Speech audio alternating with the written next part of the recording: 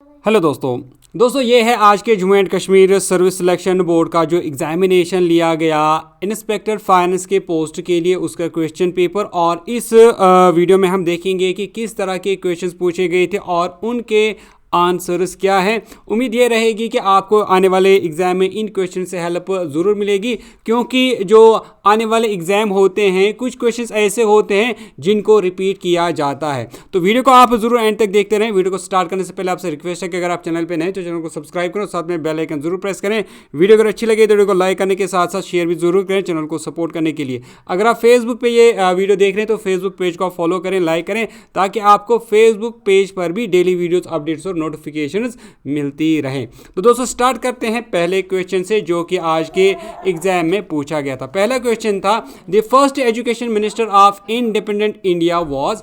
आपको बताना था इंडिपेंडेंट इंडिया का पहला एजुकेशन मिनिस्टर इनमें से कौन बना। चार ऑप्शन है आपके पास, राजेंद्र प्रसाद, तिरुगोना सेन, के.सी. वेणुगोपाल या फिर अब्दुल कलाम आज़ाद।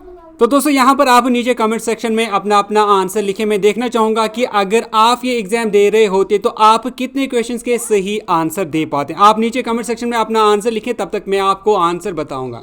तो दोस्तों इसका जो सही आंसर है वो रहेगा part D, Abdul Kalam Azad India के पहले एजुकेशन मिनिस्टर बने। दोस्तों अगर हम राजेंद्र प्रसाद की बात करते हैं तो इंडिया के पहले प्रेसिडेंट थे doctor Rajendra Prasad. Next question का आंसर देने के लिए तैयार हैं। नेक्स्ट क्वेश्चन पूछा गया था the Buddhist sites Vaishali and Nalanda are situated in which of the following state. आपको बताना है वेशवली और नालंदा जो कि बुद्धिस्ट साइट्स हैं ये किस स्टेट में हैं। चार ऑप्शन है आपके पास, बिहार, छत्तीसगढ़, उड़ीसा या फिर आसाम। शाबाश दोस्तों, आपने अपना आंसर लिखें। आप वीडियो को पॉज कर सकते हैं। तो दोस्तों इसका जो सही आंसर रहेगा वो रहेगा part A, Bihar.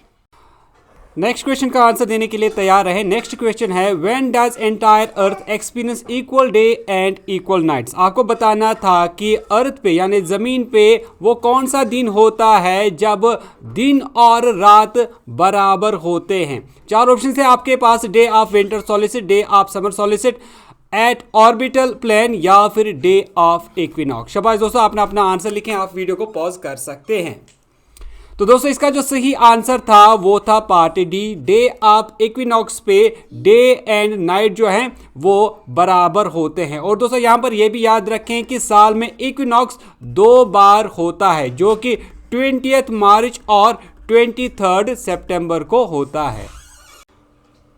Next question का आंसर देने के लिए आप लोग तैयार रहें। बहुत ही आसान सा क्वेश्चन है, क्लास 3rd 4th का ये क्वेश्चन है जो कि पूछा गया था विच of the following is the outer most solid part of the earth. आपको बताना था अर्थ का जो सॉलिड आउटर मोस्ट पार्ट होता है उसको क्या कहते हैं। ऑप्शन है आपके पास, मेंटल, कैल्डेरा, क्रस्ट या फिर कोर। तो ये तो बिल्कुल सभी बच्चों को पता ही होगा कि जो अर्थ का जो आफ्टर मोस्ट पार्ट होता है जो कि सॉलिड होता है वो क्रस्ट कहलाता है। नेक्स्ट क्वेश्चन जो कि अगेन बहुत ही आसान सा क्वेश्चन था जो कि पूछा गया है इससे पहले भी कई बार। क्वेश्चन था which is the 7th largest country in the world by land area. आपको बताना है लैंड के लिहाज से, एरिया के हिसाब से दुनिया की 7th लार्जेस्ट यानी बड़ी कंट्री मुल्क कौन सा है। चार ऑप्शन है आपके पास, इंडिया, ब्राज़ील, कनाडा या फिर ऑस्ट्रेलिया। शाबाश दोस्तों, अपना अपना आंसर लिखें। अगर आपको ये क्वेश्चन पूछा जाता आपके एग्जाम में तो आप क्या इसका आंसर लिखते। तो दोस्तों इसका जो सही आंसर रहेगा वो रहेगा पार्ट ए, इंडिया जो है वो 7th लार्जेस्ट कंट्री है वर्ल्ड की एरिया वाइज। दोस्तों अगर हम सबसे लार्जेस्ट कंट्री की बात करें एरिया वाइज तो नंबर 1 पे आता है रशिया और नंबर 2 पे दोस्तों आता है कनाडा। मैं एरिया वाइज की बात करूं, नंबर 3 पे आता है एरिया वाइज चाइना और नंबर 4 पे आता है यूएस, नंबर 5 पे आता है ब्राज़ील और नंबर 6 पे आता है ऑस्ट्रेलिया। दोस्तों यहाँ आपके लिए एक और क्वेश्चन, आप मुझे बताइए कि पॉपुलेशन के लिहाज से वर्ल्ड की लार्जेस्ट कंट्री कौन सी है। उसका आंसर आप नीचे कमेंट सेक्शन में लिख के बताएंगे। नेक्स्ट क्वेश्चन जो कि बहुत ही इंपॉर्टेंट क्वेश्चन है, इस क्वेश्चन को आप ध्यान से देखेंगे और आंसर देने के लिए तैयार रहेंगे। Cirrus and cumulus are types of. आपको बताना था कि जो साइरस है as I pronounce and cumulus है ये क्या है, ये किसके टाइप्स हैं। 4 ऑप्शंस हैं, माउंटेन्स, क्लाउड्स, सॉइल्स या फिर रिवर। शाबाश दोस्तों, आपने अपना आंसर लिखें, बहुत ही इंपॉर्टेंट क्वेश्चन है। तो दोस्तों इसका जो सही आंसर है वो है पार्ट बी, साइरस एंड जो क्यूमुलस हैं ये टाइप्स ऑफ क्लाउड्स हैं। एक इंपॉर्टेंट बात आप यहाँ पर ये भी याद रखेंगे कि जो साइरस क्लाउड्स हैं ये 8000 से लेकर 12000 मीटर्स की हाइट पे बनते हैं, और इसके अलावा जो क्यूमुलस क्लाउड्स हैं ये 400 से लेकर 7000 मीटर्स की हाइट पे बनते हैं। 4000 से लेकर 7000 मीटर हाइट पे ये जनरेट होते हैं या फिर बनते हैं।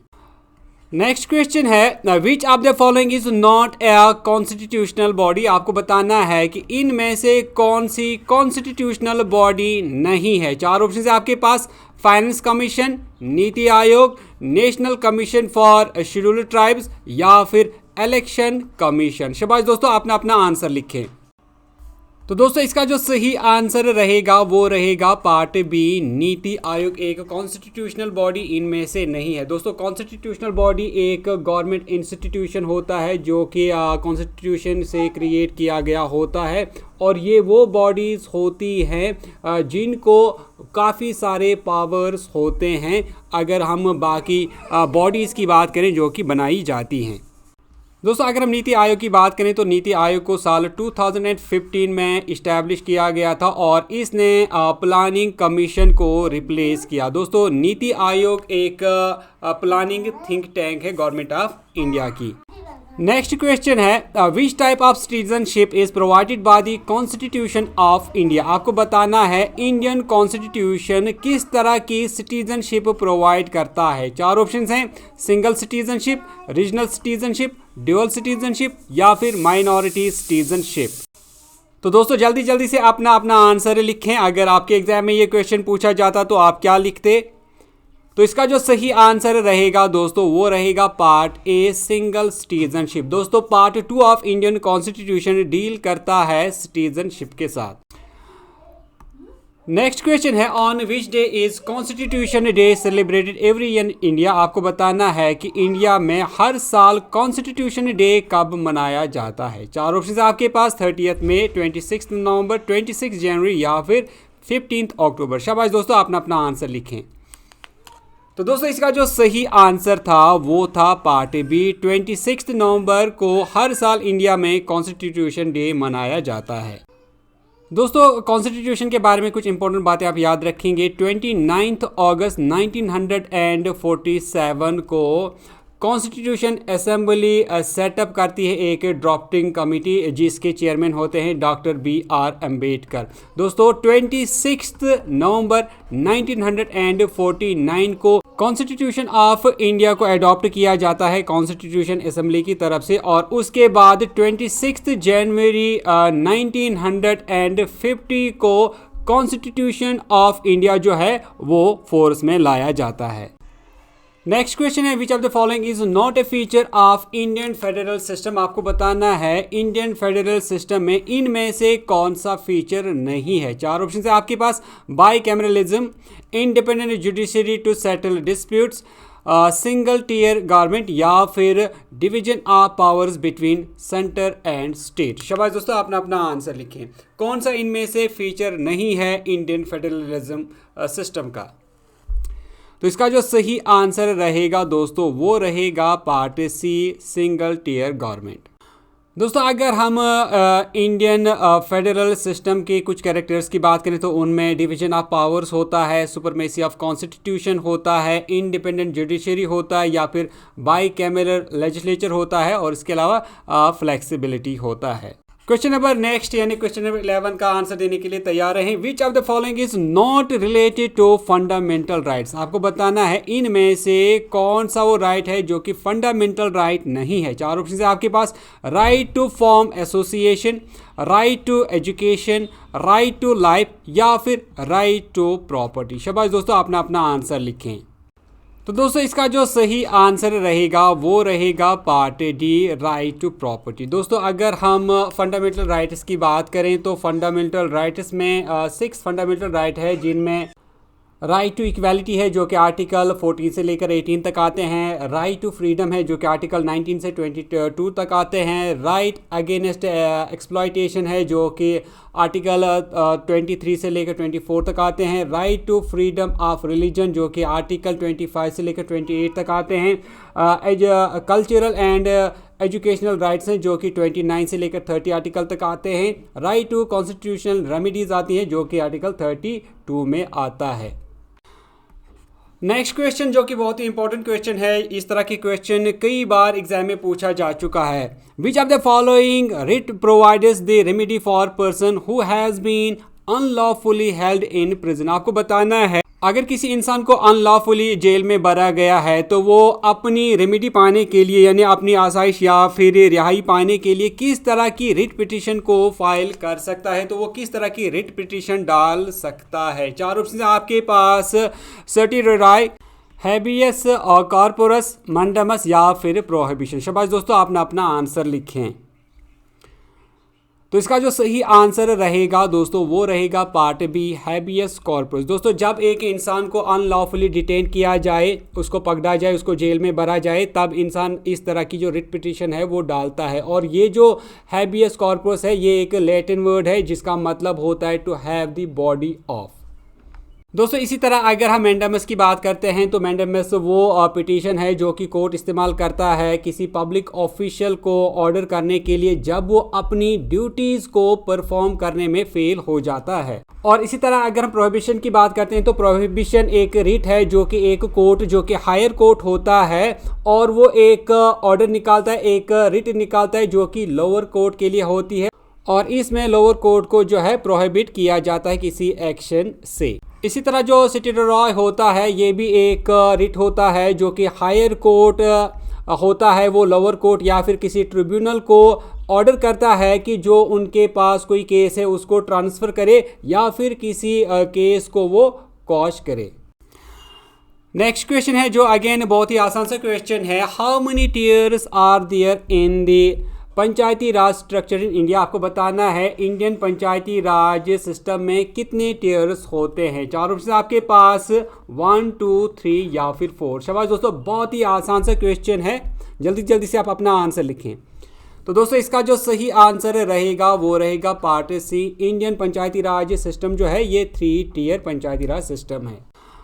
नेक्स्ट क्वेश्चन है जिसकी हम कल ही बात कर रहे थे, Who implements the model code of conduct for elections in India. आपको बताना है इंडिया में जब इलेक्शंस होते हैं तो मॉडल कोड ऑफ कंडक्ट ये कौन इम्प्लीमेंट करता है। 4 ऑप्शन आपके पास, parliament, supreme court, high court या फिर इलेक्शन कमीशन। बहुत ही आसान सा क्वेश्चन है, आप जल्दी जल्दी से अपना अपना आंसर लिखें।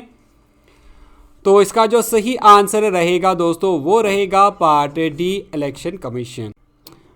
इसके बाद नेक्स्ट इंपॉर्टेंट क्वेश्चन है, when was representation of people's act first pass. आपको बताना है रिप्रेजेंटेशन ऑफ पीपल्स एक्ट ये पहली बार कब जो है पास किया गया था। 4 ऑप्शन है आपके पास, 1951, 1949, 1955 या फिर 1991। शाबाश दोस्तों, अपना अपना आंसर लिखें। रिप्रेजेंटेशन ऑफ पीपल्स एक्ट पहली बार कब पास हुआ।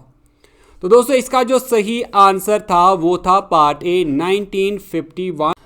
नेक्स्ट क्वेश्चन है, in which of the following states there is a bicameral legislature. आपको बताना है इनमें से किस स्टेट की लेजिस्लेचर बाई कैमरल है। 4 ऑप्शन है आपके पास, पंजाब, गोवा, बिहार या फिर सिक्किम। शाबाश दोस्तों, अपना अपना आंसर लिखें। इनमें से किस स्टेट की लेजिस्लेचर बाई कैमरल है। इसका सही आंसर रहेगा दोस्तों part C, Bihar. Next question है, upper house of the Indian parliament is known as. आपको बताना है इंडियन पार्लियामेंट का जो अपर हाउस होता है उसको क्या कहते हैं। तो ये भी क्वेश्चन जो है आपको 5th 6th में बताया जाता है। 4 ऑप्शन आपके पास, विधानसभा, विधान परिषद, लोकसभा या फिर राज्यसभा। ये आंसर जो है बताने की ज़रूरत नहीं है क्योंकि ये सभी को पता ही होगा, बच्चों को भी पता होगा। तो इसका जो सही आंसर रहेगा दोस्तों वो रहेगा पार्ट डी, राज्यसभा। दोस्तों यहाँ पर आप मुझे ये बताएं जो लोकसभा होती है उसको इंग्लिश में क्या कहा जाता है, लोअर हाउस, और दूसरा नाम इसका क्या रहेगा। Next important question, who presides over the joint sitting of Lok Sabha and Rajya Sabha. आपको बताना था कि जो लोकसभा और राज्यसभा की जॉइंट सिटिंग होती है उसको कौन प्रिसाइड करता है। चार ऑप्शन आपके पास, speaker of Lok Sabha, vice president of India, speaker of the Rajya Sabha या फिर चीफ जस्टिस ऑफ इंडिया। शाबाश दोस्तों, आपने अपना आंसर लिखे। तो इसका जो सही आंसर रहेगा दोस्तों वो रहेगा part A, speaker of the Lok Sabha. Next question, what explains the financial position of the reporting entity eight the end of the accounting year. आपको बताना है कौन सा फाइनेंशियल स्टेटमेंट कंपनी का जो फाइनेंशियल पोजीशन है at the end of the year वो show करता है। चार ऑप्शन है आपके पास, balance sheet, income statement, ledger या फिर नोट्स एंड शेड्यूल्स। तो इसका जो सही आंसर रहेगा दोस्तों वो रहेगा part A, balance sheet. Next question है, what is written evidence in support of a business transaction. आपको बताना है जब कोई बिजनेस ट्रांजैक्शन होती है तो उसके लिए जो रिटन एविडेंस होता है, सबूत होता है, जिससे हमें ये पता चलता है कि एक ट्रांजैक्शन हुई है, वो रिटन एविडेंस को क्या कहते हैं बिजनेस में। चार ऑप्शन है आपके पास, लेजर, वॉचर, जनरल या फिर नन ऑफ दिस। बहुत ही आसान सा क्वेश्चन है, तो इसका जो सही आंसर रहेगा दोस्तों वो रहेगा पार्ट बी, वाउचर। तो दोस्तों ये थे पार्ट 1 वीडियो के कुछ क्वेश्चन जो कि आज के एग्जाम में पूछे गए थे। इसके बाद में इसकी पार्ट 2, पार्ट 3 यानी बाकी जो क्वेश्चंस हैं जो इस एग्जाम में पूछे गए थे वो भी मैं आपके लिए लाऊंगा। तो उम्मीद करता हूँ कि वीडियो आपको अच्छी लगी होगी। अगर वीडियो अच्छी लगी तो वीडियो को लाइक करने के साथ साथ शेयर ज़रूर करें। दोस्तों हम मिलेंगे आपसे एक नेक्स्ट वीडियो में, तब तक के लिए टेक केयर।